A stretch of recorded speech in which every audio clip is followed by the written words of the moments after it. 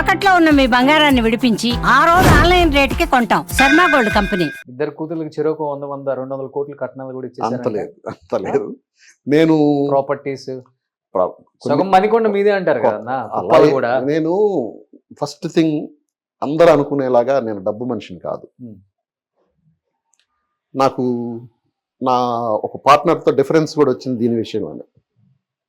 నాకు డబ్బు ముఖ్యం అని తను అన్నాడు, నాకు మనిషి ముఖ్యం అని నేను అన్నా. నాకు మనిషి ముఖ్యం అని అన్నా. నాకు బ్రతకడానికి సరిపడే డబ్బు ఉంటే చాలు అనేది ఇప్పటికీ నేను కోరుకునేది. ఇప్పుడు మనం ఉన్న ప్లేస్ 450 గజాలు ఇట్లాంటివి చాలా ఉన్నాయి కదా మీ లేవు. ఇప్పుడు నా దగ్గర అన్ని అమ్మేశారు అనుకోండి, ఏమి లేవు. నేను ఇంకొకటి నేను అడిషనల్గా కొంత ఇక్కడ రియల్ ఎస్టేట్ చేసిన దాంట్లో అందరూ నేను సంపాదించాను అనుకుంటారు. నేను ఎవరి దగ్గర రూపాయి తీసుకోలే. మన సినిమా వాళ్ళని అడగండి, ఎవరైనా నాకు మన సినిమా వాళ్ళకి ఒక 200 మందికి దాకా ఇప్పించుంటాను. ఓకే, ఎవరైనా చిన్నాకి నేను ఈ డబ్బులు ఇచ్చాను అని చెప్పమనండి. సో రియల్ ఎస్టేట్ టైకన్ అని చెప్పొచ్చు. అంటే నా ఇన్ఫ్లుయెన్స్ తోటి చేయించాను, అందరికి హెల్ప్ చేసి పెట్టాను. ప్లస్ నా ఇంట్లో ఖర్చు కూడా ఎక్కువ ఉంటుంది, ఫుడ్ అని కానీ.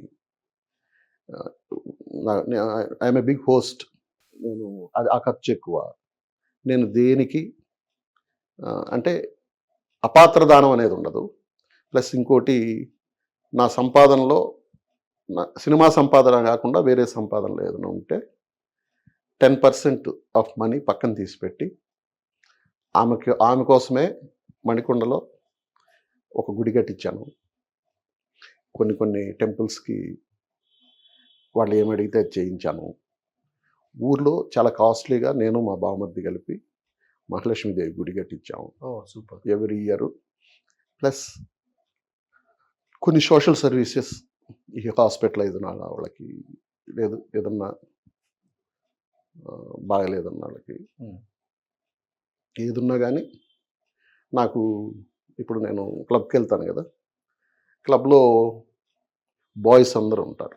వాళ్ళకి నేనంటే బాగా ఇది. ఎందుకనంటే నాకు అపోలోలో బాగా కొంచెం ఇన్ఫ్లుయెన్స్ ఉంది. ఆ పిల్లలందరికీ ఎప్పుడు వెళ్ళినా ఫ్రీ చెకప్ చేస్తారు.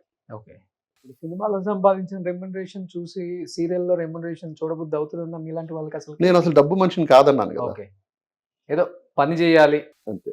సో ఇప్పుడు నిన్ననే జరిగింది ఒక ఉదాహరణ. ఒక ప్రొడ్యూసర్ ఫోన్ చేశాడు, గెస్ట్ క్యారెక్టర్ ఒకరోజు చేయాలని లాస్ట్ ఇయర్ అడిగారు. లాస్ట్ ఇయర్ అడిగితే ఓకే, నేను గెస్ట్ అయితే I will take double the remuneration. రెగ్యులర్గా సీరియల్కి తీసుకున్నాను. ఒకరోజే కదా, అలా లేకపోతే చేయనని అంటే చేయకుండా ఏం బాను అంటే, అలా అయితే చేస్తానంటే ఓకే అన్నారు, చేయించారు. అది గెస్ట్ అనుకున్నది ఏంటంటే రెగ్యులర్గా అప్పుడప్పుడు రావడం మొదలుపెట్టింది. ఇప్పుడు రేపు షూటింగ్ అదే.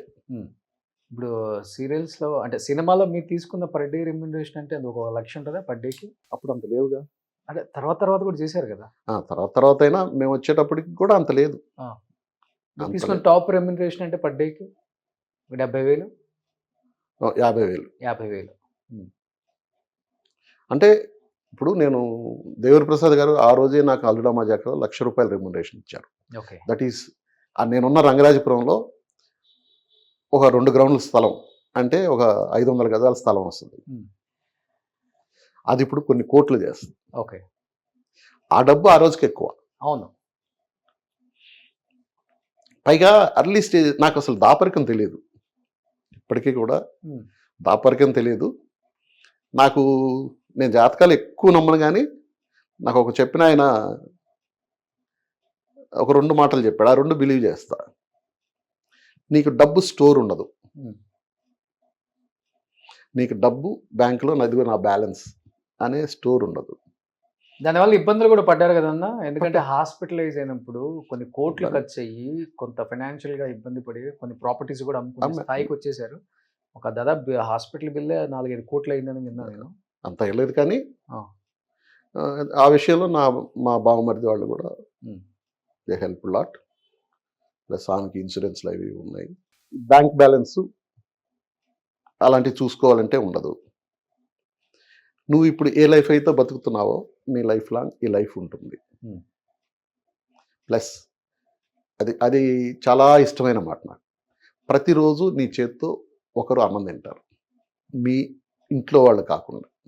నేను అది అనుకుంటాను, ఇంకొకరికి పెట్టాలంటే నేను తింటేనే కదా పెట్టగలను. అందుకే సీరియల్స్ చేస్తున్నారు. సీరియల్స్ అనేది కాదు, సీరియల్స్ అని అంటే నాకు ఏదైనా అట్మాస్ఫియర్ కావాలి, షూటింగ్, స్టార్ట్ కెమెరా, యాక్టింగ్ అనేది కావాలి. సుమన్ టీవీలో మీ పర్సనల్ అండ్ బిజినెస్ ప్రమోషన్స్ కోసం కింది నెంబర్కి కాంటాక్ట్ చేయండి.